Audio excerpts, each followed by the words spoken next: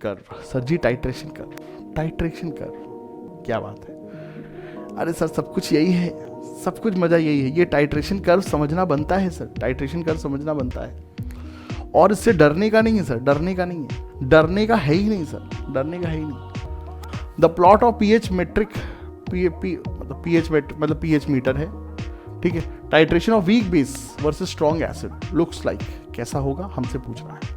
मजेदार। ये चीज हम बच्चों को इलेक्ट्रोकेमिस्ट्री में ही पढ़ाते हैं, ये चीज हम बच्चों को इलेक्ट्रोकेमिस्ट्री में पढ़ाते हैं। और हमको याद है हमने 2 साल पहले इलेक्ट्रोकेमिस्ट्री में टाइट्रेशन कर्व यूट्यूब पे अपलोड किए हुए हैं। बहुत इंपॉर्टेंट है, बहुत इंपॉर्टेंट। हम उसका लिंक यहाँ पे डाल देंगे। और वो जो टाइट्रेशन की जो इलेक्ट्रोकेमिस्ट्री वाला है ना, conductometric titration, they are very very important. Advance के लिहाज से बहुत इंपॉर्टेंट है। सवाल उस पर फुल फ्लेज सवाल बना था 2021-22 में, तो वो बहुत इंपॉर्टेंट होता है सर, ठीक है। बच्चों को शुरू से कराते आ रहे हैं, देख लीजिएगा। आयनिक के लिए भी जरूरी है, इलेक्ट्रो के लिए भी जरूरी है। चलिए सर आइए इसके कंसेप्ट को समझते हैं। इसके कंसेप्ट की चलिए सर पूरी पूरी मतलब इसका पोस्टमार्टम करते हैं। वीक बेस में स्ट्रॉन्ग एसिड डाल रहे हो तुम, क्या कर रहे हो सर? वीक बेस में स्ट्रॉन्ग एसिड डाल रहे हो। वीक बेस में सर हम चलिए स्ट्रॉन्ग एसिड डाल रहे हैं, ठीक है। जिंदगी मौत ना बन जाए, संभालो यारो, खो रहा चैन व अमन। सर जी क्या कर रहे हैं? वीक बेस में स्ट्रॉन्ग एसिड मिला रहे हैं। चलिए सर हमने वीक बेस ले लिया, कितने इसके मोल ले लिए सर? 100 मिली मोल ले लिए। ऊपर से सर स्ट्रॉन्ग एसिड डाल रहे हैं थोड़ा थोड़ा करके, बूंद बूंद करके। तो मान लो शुरुआत में हमने 20 मिली मोल डाले, 60 मिली मोल डाले, 90 मिली मोल डाले, 100 मिली मोल डाले, 200 मिली मोल डाले। आइए से समझते क्या होगा। बेटा देखो, अगर स्ट्रॉन्ग और वीक कंपोनेंट है तो थोड़ा सा अलर्ट रहना होता है। और स्ट्रॉन्ग और वीक कंपोनेंट में अगर वीक कंपोनेंट अधिक है तो इन तीनों केसेस में क्या बनेगा सर? Buffer solution. सोल्यूशन कैसा है सर? बफर है।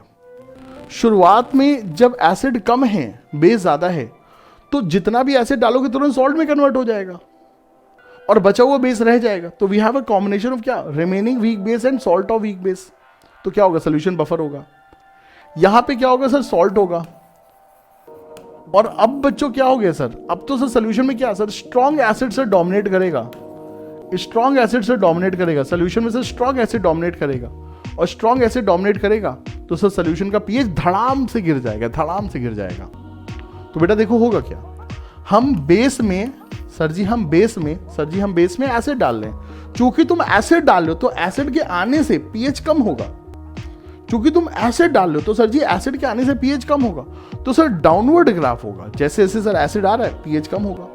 लेकिन शुरुआत में चूंकि सोल्यूशन कैसा है? बफर है। शुरुआत में सर सोल्यूशन कैसा है? बफर है। और बफर सोल्यूशन में पीएच धड़ाम से चेंज होगा, धीरे धीरे चेंज होगा? बताओ, बफर सोल्यूशन में धड़ाम से पीएच चेंज होगा, धीरे धीरे चेंज होगा? सर बफर सोल्यूशन रेजिस्ट करता है, बफर सोल्यूशन से रेजिस्ट करता है, लड़ता है। तो आप एसिड डाल लो लेकिन पीएच धीरे धीरे धीरे धीरे धीरे चेंज होगा, क्योंकि शुरुआत में क्या है? Buffer solution. एक बार जैसे ही बेटा बफर सोल्यूशन कोलैप्स कर जाता है, बफर सोल्यूशन कोलैप्स कब करता है? जब उसका कोई भी एक कंपोनेंट खत्म होने लगता है। तो यहां पे वीक बेस जैसे ही बेटा खत्म होने लगा, बफर सोल्यूशन कोलैप्स करेगा, धड़ाम से पीएच चेंज होगा। मतलब थोड़ा सा तुमने एसिड डाला और पीएच धड़ाम से चेंज हो गया। और उसके बाद एक बार हमारे पास सोल्यूशन में एसिड एग्जिस्ट करने लगा तो अब बेटा पीएच उसी जोन में ही रहेगा।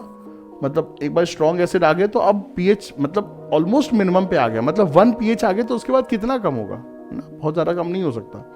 तो भैया जी इस तरह से सर ग्राफ होगा। शुरुआत में सर फ्लैटिश होगा। रीजन बेटा क्या? क्योंकि बफर है।